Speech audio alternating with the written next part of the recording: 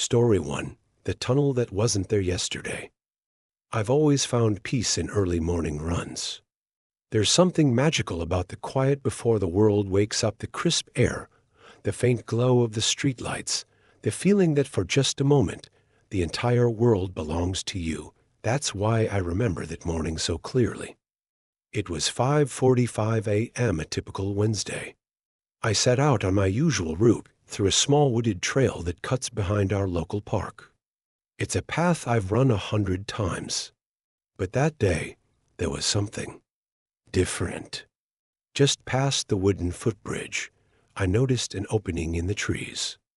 A dark, circular tunnel carved right into the earth.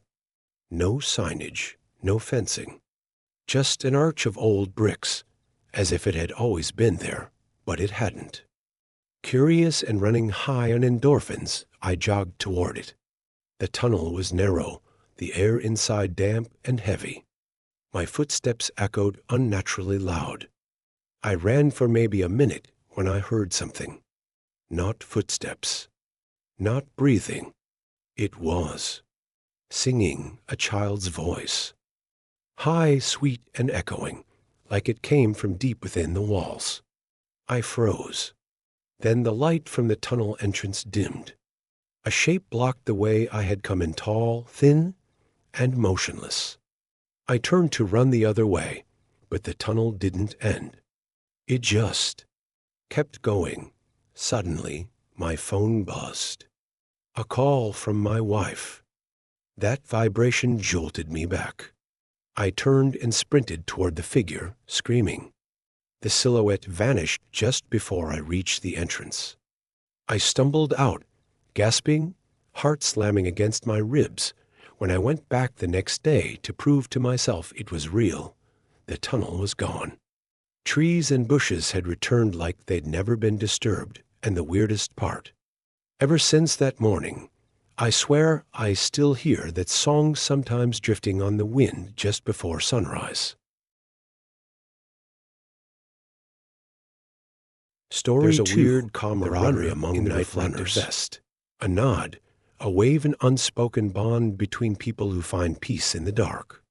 I always felt safe running after dinner in my quiet Oregon neighborhood. Then came the man in the reflective vest. The first time I saw him was on a Wednesday. I was turning the corner by the elementary school when I noticed him across the street, jogging in perfect rhythm with me. I waved. He didn't respond. Every night after that, he was there. Same vest. Same silent pace. No music, no phone, no acknowledgement. Just running. Always across the street. Always mirroring me.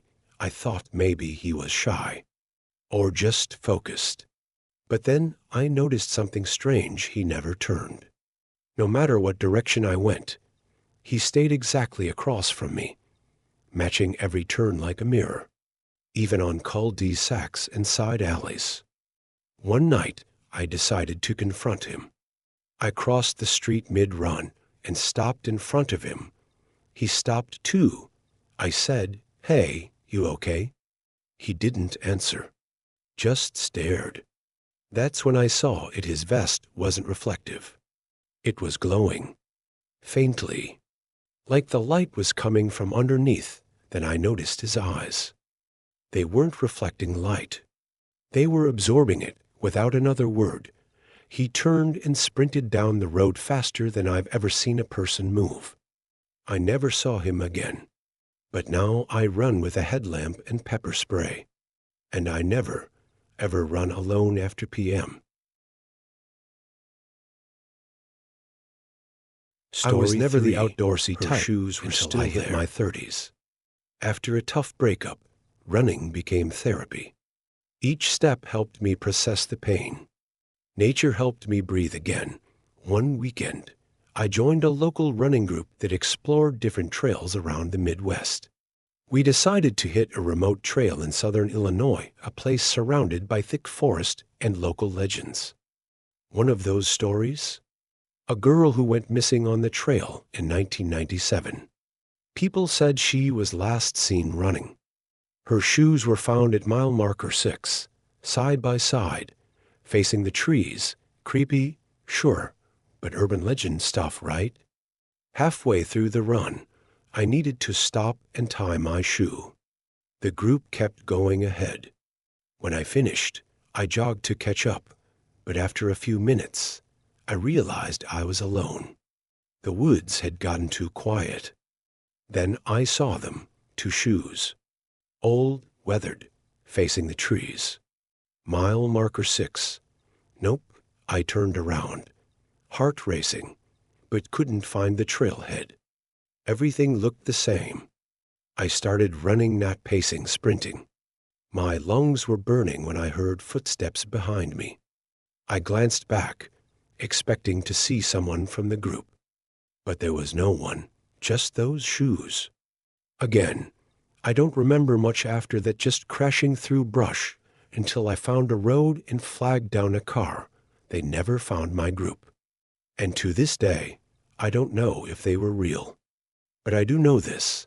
The girl from 1997, her name was Anna. That's also my name. Running is freedom. It's healing.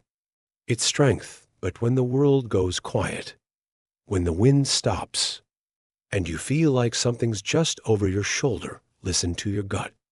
Some places were never meant to be tread if you're a night jogger. Stick to the light, bring a friend, share your location, and always, always look twice at the person running beside you.